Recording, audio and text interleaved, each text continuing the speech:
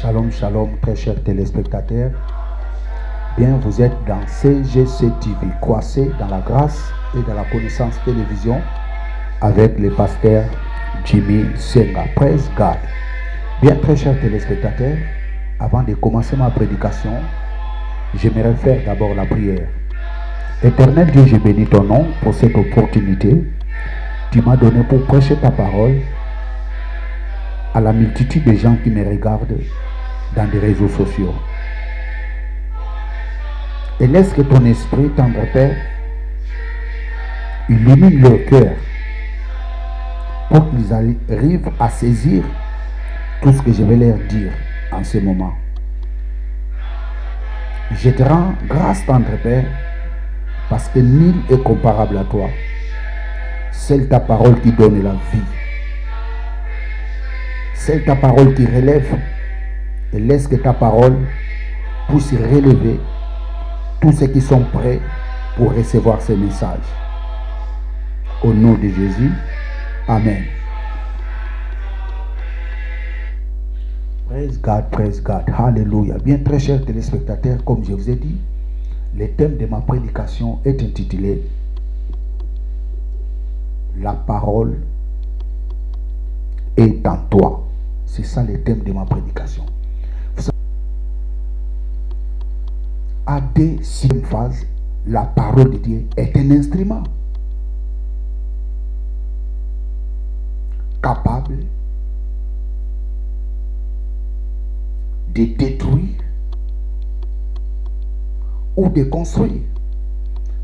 Souvenez-vous dans les livres de Jérémie, Dieu dit à Jérémie, Jérémie, j'ai mis ma parole dans ta bouche. Et cette parole est capable de détruire, planter, renverser, démolir. La parole de Dieu comme une personne. Nous allons lire ça dans l'évangile de Saint Jean. Saint Jean, chapitre 1er, verset 1. Et puis nous allons lire aussi le verset 14. Premier livre de Jean, l'évangile de Saint Jean, chapitre 1er, verset 1. Au commencement était la parole, et la parole était avec Dieu, et la parole était Dieu. Au commencement était la parole était avec Dieu, et cette parole était Dieu. Ça, c'est la parole de Dieu comme une personne. Nous allons lire le verset 14. La parole a été faite chair. Cette parole a été faite chair. Cette parole était devenue une personne. Et cette parole a habité parmi nous, plein de grâce et plein de vérité. Et nous avons contemplé cette gloire comme la gloire des fils uniques de Dieu. Donc ça, c'est la première phase de la parole.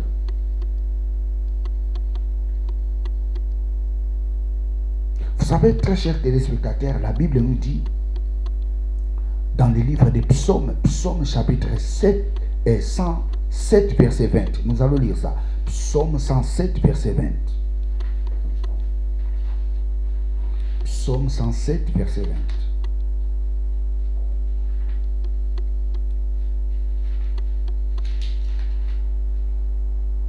Il envoya sa parole et il les guérit. Il les délivra de leurs infections. Il envoya sa parole et les guérit. Et il les délivra de leurs infections.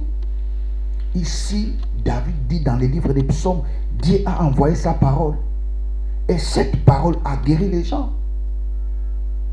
Cette parole a délivré les gens de leurs infections. Et c'est ça que Jean dit dans son livre, l'évangile de Saint Jean, chapitre 1er, verset 14. La parole a été faite chair. Cette parole a habité parmi nous, pleine de grâce. Cette parole a opéré des miracles. Cette parole a guéri les gens. Cette parole a chassé les démons. Cette parole a enrichi les gens. Cette parole a délivré les opprimés, a libéré les captifs. C'est ça que j'en dis. Nous avons contemplé cette parole comme la gloire du Fils unique venu de Dieu. Cette parole a habité parmi nous, pleine de grâce, pleine de grâce. Cette parole a fait de grandes choses. Et c'est ça que David dit dans le livre des psaumes. Dieu a envoyé sa parole et les guérit. Et il les délivra de leurs infections. Cette parole que David disait, cette parole était Christ. Cette parole était une personne qui s'appelle Christ. Ça, c'est la première phase de la parole. La première phase de la parole est symbolisée comme une personne. Cette personne s'appelle Christ. Il envoya sa parole et les guérit. Et les délivra de leurs infections. Nous allons relire. Il envoya sa parole et les guérit. Il les délivra de leurs infections. Cette parole était Christ. Dieu a envoyé sa parole et cette parole les a guéris. Cette parole était une personne qui s'appelle Christ. Praise God, hallelujah. Ça, c'est la première phase de la parole. Vous savez, très chers téléspectateurs,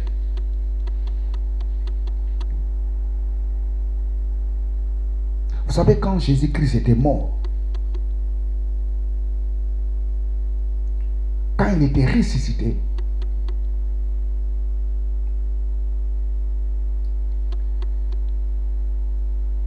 il a donné sa parole à l'Église.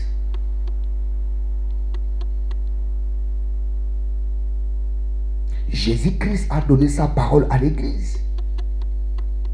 Il n'a pas seulement donné sa parole à l'Église, mais il a donné sa personne et sa parole à l'Église. Ces deux instruments, Christ les a donnés à l'Église.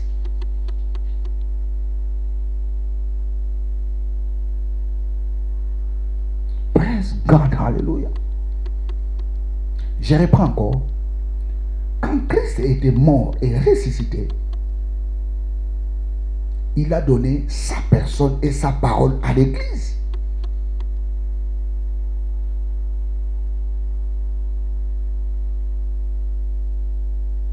La Bible nous dit, Christ en nous l'espérance de la gloire. La Bible nous dit que la parole de Dieu habite richement en vous. Christ nous a donné sa personne et sa parole. Écoutez, nous allons lire l'Épître aux Hébreux. Vous allez voir une chose. Et ce passage va confirmer tout ce que je viens de vous dire. Hébreux chapitre 4, versets 12 à 13.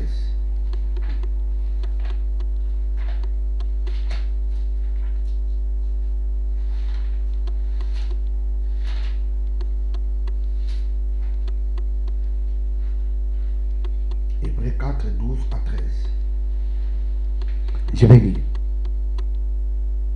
Car la parole de Dieu est vivante, est efficace, plus acérée qu'une épée à double tranchant.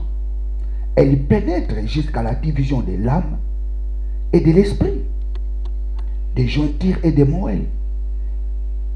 Elle est juge des sentiments et des pensées du cœur. 13. Il n'y a aucune créature qui soit invisible devant lui.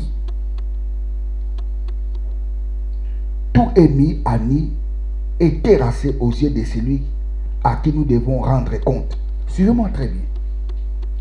Ici, l'Épître aux Hébreux nous parle les deux phases de la parole. La première phase, c'est quoi? Ici, l'Épître aux Hébreux nous dit, la parole de Dieu est vivante. Il parle de la parole de Dieu comme un instrument, comme une arme, comme une épée.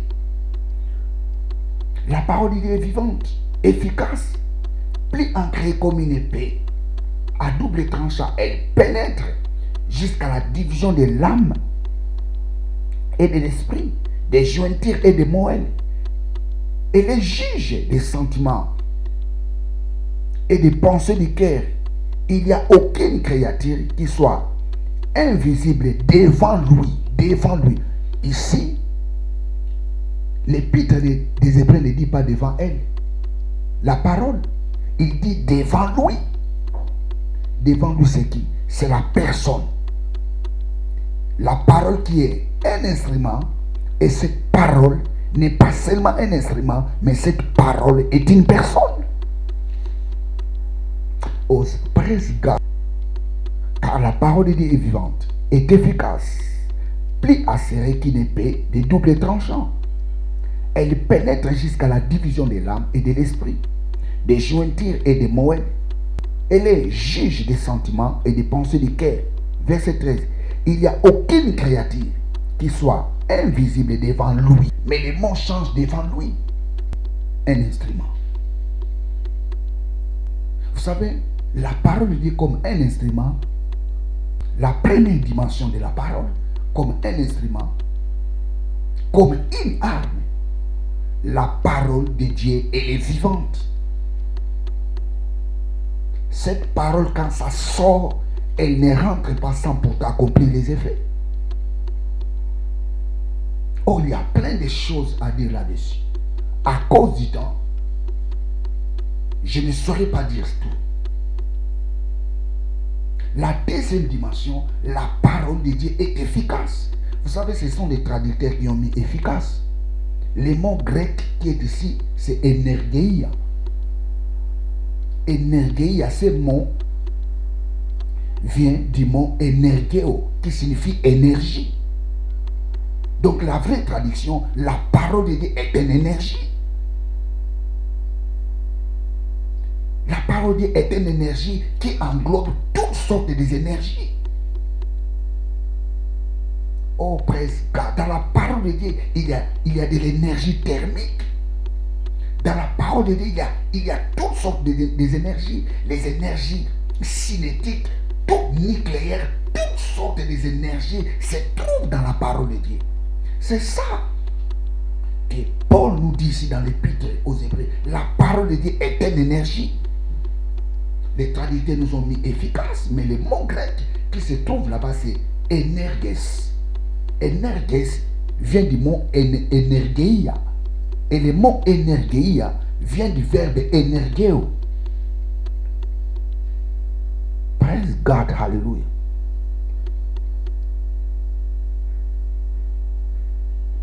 Ça, c'est les 5 dimensions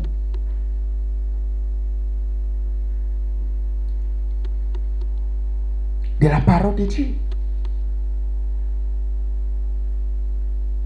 La parole de Dieu est vivante. La deuxième chose, la parole de Dieu est efficace. La troisième chose, la parole de Dieu est tranchante.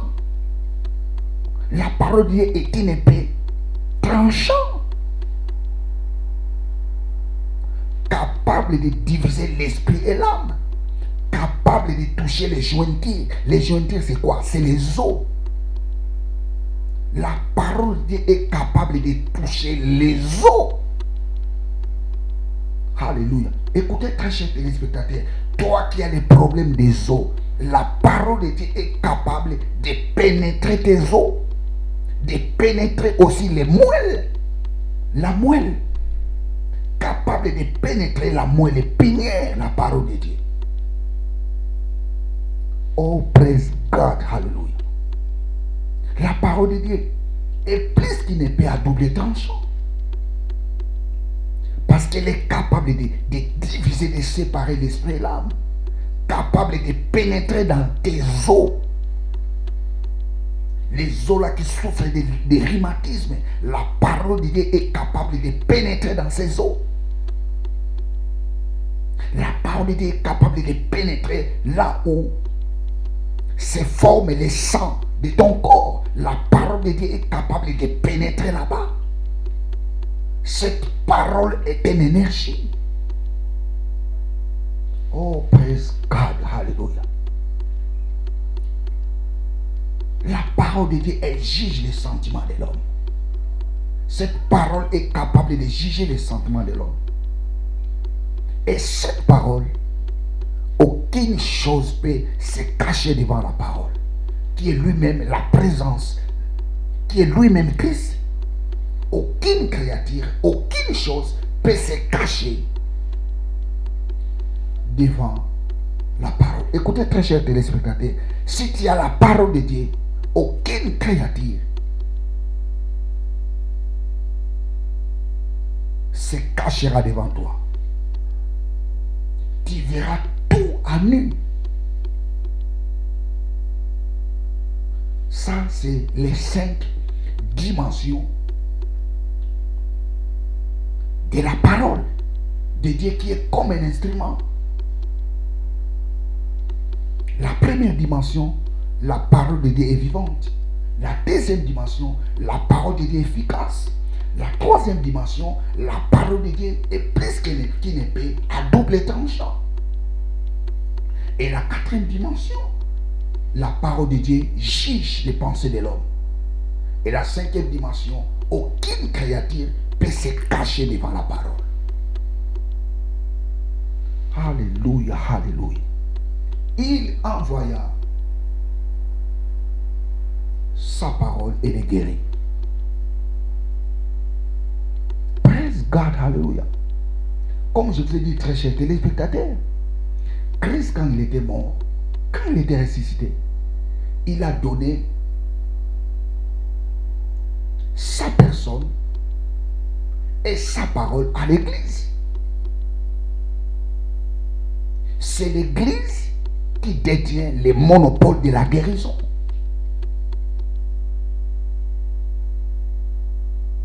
Si tu veux trouver la guérison dans ta vie, il faut aller à l'église. Si tu veux que les choses changent dans ta vie, il faut aller à l'église. Parce que la parole de Dieu nous dit, il envoya sa parole et il est guéri. Il a envoyé sa parole où? À l'église. Christ a laissé sa parole à l'église. La première chose, la parole a été envoyée dans le monde. Et cette parole a guéri les gens. Cette parole a guéri les aveugles. Cette parole a chassé les démons. Qui est une personne qui est Christ. Et quand Christ était mort, quand il était ressuscité, il a donné sa personne et sa parole à l'église. C'est l'église qui détient le monopole de la guérison. Alors qui est l'église? L'église n'est pas un bâtiment. L'église n'est pas une maison construite en marbre. L'église n'est pas une maison construite en vitre. L'église est une personne. Vous savez, plusieurs gens disent que l'église commence par des personnes. Là où 2 ou 3 personnes se réunissent à mon nom, je suis au milieu d'eux. Ça, ce n'est pas l'église. Vous savez, quand vous lisez la parole de Dieu, il faut rester dans les contextes.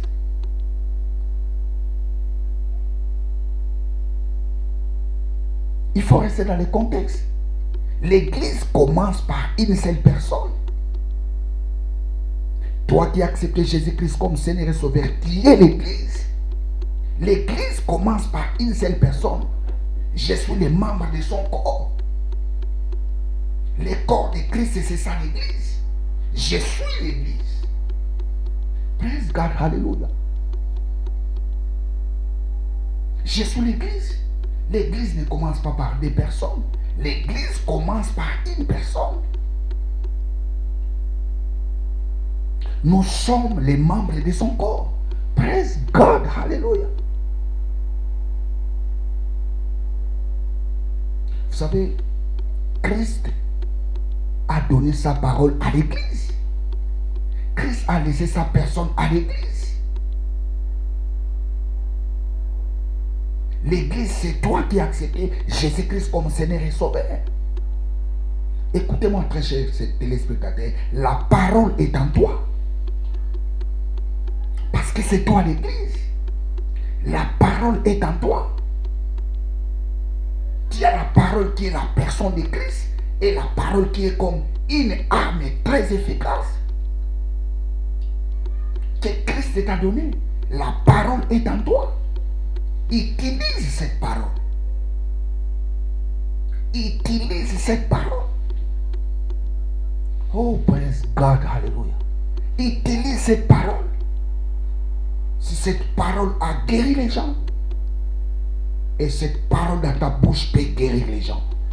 Si cette parole a chassé les démons, la parole qui est en toi a la capacité de chasser les démons, parce que c'est les mêmes paroles que Christ a données. D'ailleurs, Christ a dit, vous ferez des miracles plus que ce que j'ai fait. La parole est en toi. Je réponds encore, la parole est en toi. Vous savez, un chrétien ne peut pas dire, oh Dieu guéris-moi, Dieu guéris-moi. Non, un chrétien ne peut pas dire ça. La guérison est en toi. Pourquoi? Parce que la parole est en toi. Il envoya sa parole et il est guéri. Où se trouve cette parole? Cette parole est en toi. Laisse Dieu tranquille. Parce que Dieu a mis tout en toi. Christ a donné sa personne et sa parole. La Bible dit, si nous vivons, ce n'est pas nous qui vivons, c'est Christ qui vit en nous. D'ailleurs, les premiers chrétiens, les premiers croyants dans la Bible, on les appelait des chrétiens. C'était en Antioche. Parce que ces gens-là, ils étaient égaux avec Christ. Ils faisaient des choses textuellement avec Christ. Quand on t'appelle Christ, ça signifie, on te dit tout simplement, tu es Jésus.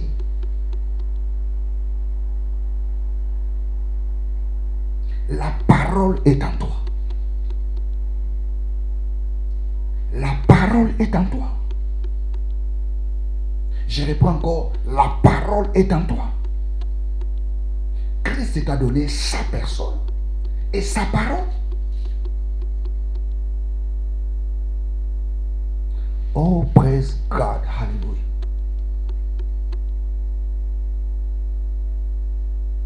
Ta parole a le pouvoir de renverser. Ta parole a le pouvoir de détruire. Ta parole a le pouvoir de planter.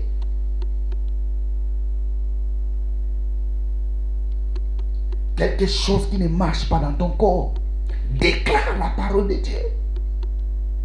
La Bible dit, résiste au diable et il fuira loin de toi. Tu dois le résister. Comment? Tu dois le résister par la parole de Dieu.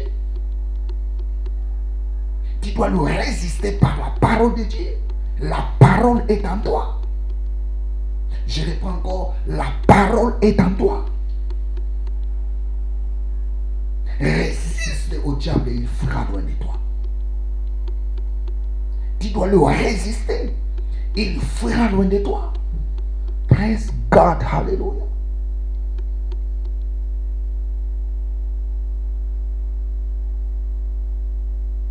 Tu ne peux pas dire Dieu guéris-moi.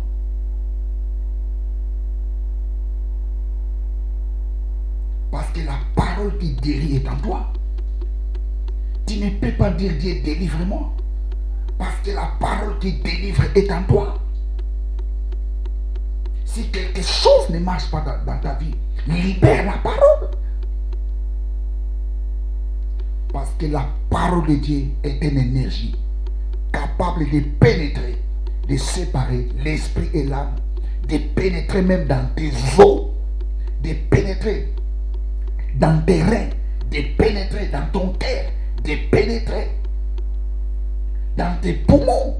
Cette parole est capable de pénétrer dans tes nerfs. Cette parole est capable de pénétrer dans tes glandes. Cette parole est capable de pénétrer dans tout ton corps. La parole de Dieu est une énergie. Si tu as la parole, aucune chose restera cachée devant toi. Si tu as la parole, tu verras toutes choses à lui. God, hallelujah. La parole est en toi. La parole est en toi. Praise God, hallelujah. Praise God, hallelujah. Praise God, hallelujah. La parole est en toi.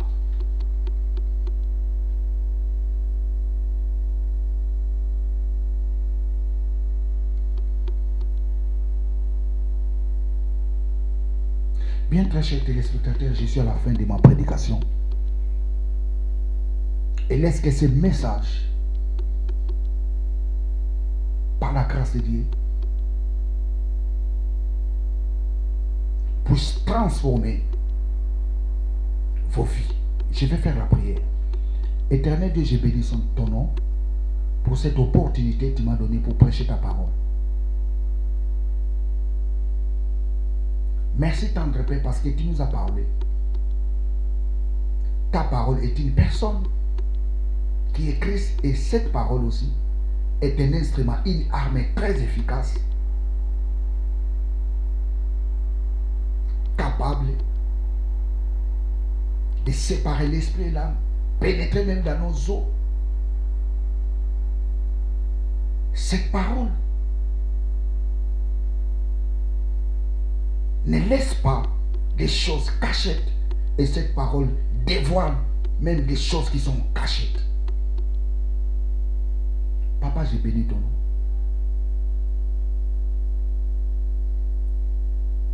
Laisse que mon frère et ma sœur qui me regardent maintenant, tendre Père, et laisse que cette parole puisse trouver une place dans leur cœur.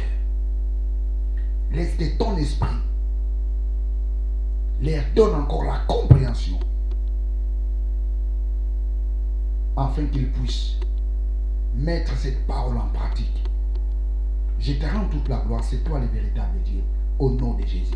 Amen. Praise God, hallelujah. Bien, très chers téléspectateurs, je suis à la fin de ma prédication.